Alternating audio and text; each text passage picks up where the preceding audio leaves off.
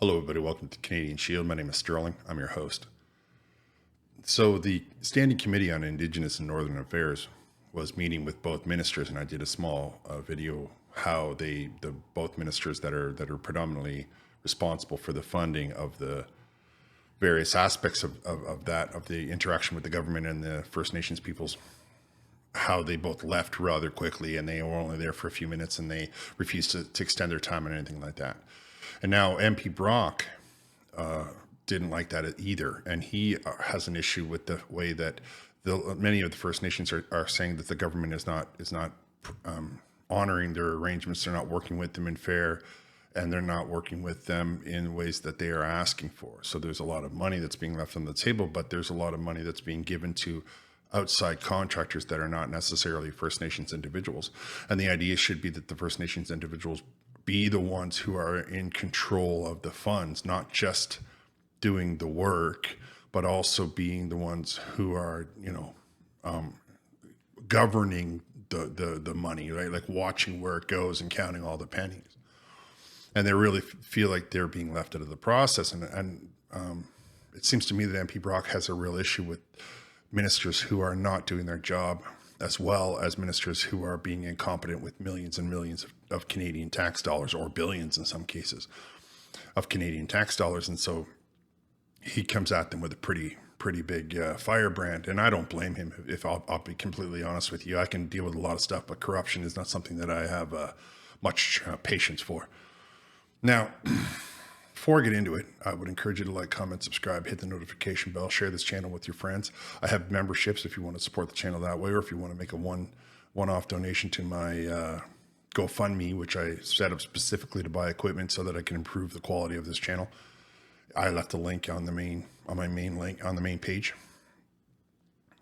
Okay, so let's get into this. This is MP Brock and MP Hadju, who's the Minister of Northern and Indigenous Affairs, talking about how her department has basically been sitting on their hands for 10 years. They're not giving any of the money that they promised to be giving. They're not involving the First Nations peoples, and she doesn't think it's a big deal, and he does. So let's have a listen. Minister, are your department's contracts, particularly those under the Indigenous Procurement Program, thoroughly reviewed for potential fraud and criminality? And what mechanisms are currently in place to detect and prevent such issues?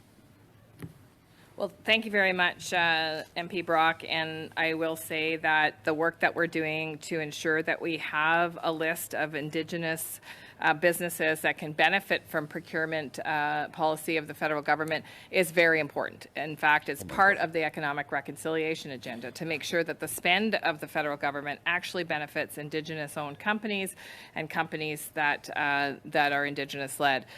As you know, and as I've answered at this committee before, my department works closely with other departments to make sure that they do have access to that list. And we also provide audits upon request by other departments, or certainly if we've heard complaints by Thank you, Minister. Specific partners. I'm reclaiming my time. Thank you. Dalian Enterprises received $8 million to work on the ArriveCam app, a two-person company working out of their basement that performed no IT work, simply acting as a middleman connecting government with IT professionals. What percentage of the work subcontracted by Dalian was given to Indigenous businesses?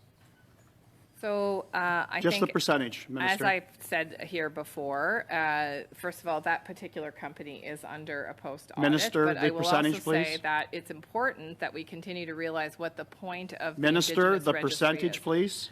And the point of the Indigenous registry Okay, is you to clearly make don't sure want to that answer the question. I'm going to move on. So she clearly doesn't want to answer the question, and she's stalling, right? They are talking so that she can take up the 6 minutes, because he's asking her things that the rest of the room is not going to ask. There are literally only the Conservatives in the room, and everybody else is helping her hide the fact that her department has done nothing. In 2014, there was an internal audit of the program recommending the government increase the number of pre-award audits, post-award audits, and random audits. In those 10 years, how many audits have been completed? One of the exciting things about the work that we're doing on Just the number, procurement please, strategy Minister. is actually transferring control of Minister, determining the who number, is- please. Mr. Brock, I'm going to determining just who ask you is to hold Indigenous to allow the to, minister in to fact, Indigenous provide an people. answer. Point of order, Chair. Sure, point of It order. was a very specific question. I agree. How many audits in the last 10 years have been completed? This minister is deliberately not answering the relevant question I put to her. So where the minister continues to deviate in her responses, I will continue to interrupt because Canadians who are watching this, Chair, want to have answers to these very important questions. I do. And I will afford you that opportunity to ask the questions, but we need to give the minister the time to respond, and we cannot have people speaking over to each other. But she's not simple- responding, Chair. She's attempting to respond. Let's see what she comes out with as far as How response. many So, Minister, audits? let's go to you. The clock is running. There's 3 minutes, 44 seconds left. How many audits? So the member opposite may not like my response, but I am responding to the member opposite because I'm talking about indigeneity and how important it is that the government of Canada I get know out it's of the important, business of Minister. determining How who is many Indigenous and work audits? with- I will tell you Mr. Brock, because there. okay, I'm going to have to suspend if we continue this. It cannot happen. We will suspend. The interpreters cannot do their job. We can't follow when both people are speaking. So I would say give the minister, 5 seconds, 10 seconds, and we'll move it back to you to get the response you're I looking gave for. her more than 5 seconds and 10 seconds, Chair. She doesn't want to give me an answer Okay. as to how many audits have been conducted in the last 10 years. Yeah. That is the question. Minister, the floor is to you and, for that question. I agree with him. I think that she is completely and utterly, and she will say anything other than answer that question. And I heard her say at the beginning, "Oh, well, we like to determine who is a First Nations." No, you don't. You don't get that right. They have that decision.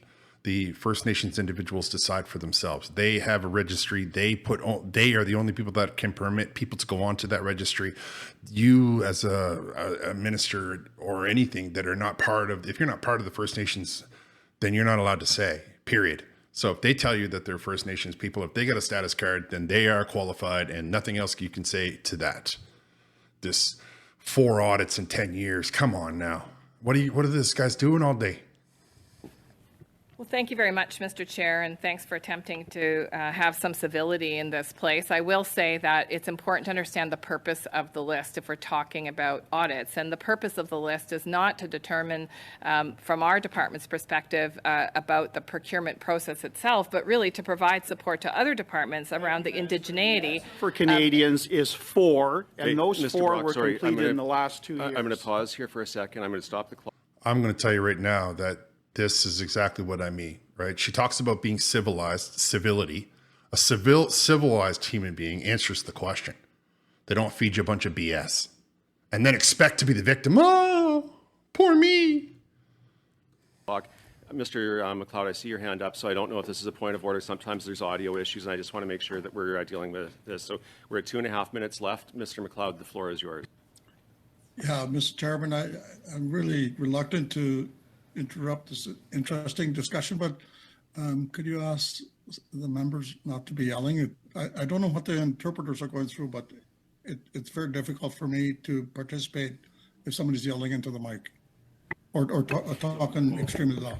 Thank you, Mr. McLeod. Mr. Batiste, is this a point of order? Yes, just in terms of what Michael has said, and I'm sure he doesn't want to say this. I know Larry's new to this committee, but we have folks that are here that are dealing with hearing disabilities, and so for you to yell into the microphone makes it very difficult for them. I just ask that out of consideration for some of the members that we have here and the interpreters, that you give a little bit of a more sensitivity to their ailments. I think the point's been made. Yeah, well, you know what, I'm starting the clock again, so there's 2.5 minutes left. And See we're what I getting mean? into debate. And I think that the point simply is we can only That's have one wrong. person speaking at a time, and we can't have people speaking. I'd say just try to And not how much be- time do I have left, Chair? 2 minutes, 33 seconds. So now we got 4 liberals ganging up on him, right? And I'll tell you something right now. As a Gen X individual, I cannot stand a bully. I mean it. I got no patience for them. I have no sympathy for them. I do not like them, and I will go out of my way to put them in their place. That's why I cannot stand the Minister Hadju right now hiding behind the three other people in the room. Oh, poor me, poor me. The one guy says, oh, how, you shouldn't be yelling in the mic. You want me to believe that they're not running these mics through preamps, that it only comes out at one sound? I'll give them that maybe they're having a hard time translating one over, like when both people are talking. I'll give them that. But I won't give them the rest of it, especially the one guy saying that there are people that are hard of hearing. You know what people get? The very first thing that people that have hearing impairments get, they get a microphone put in their ear. So I don't understand the logic there, but I do understand what it looks like when four people are trying to gang up on and utilize the system against somebody. I see that, and I want you to understand that he's an elected member of parliament, a shadow minister. If you at home making your, your middle class job or your lower middle class job, imagine what these guys would do to you if they'll do that to him. All right, we're almost there. Thank you.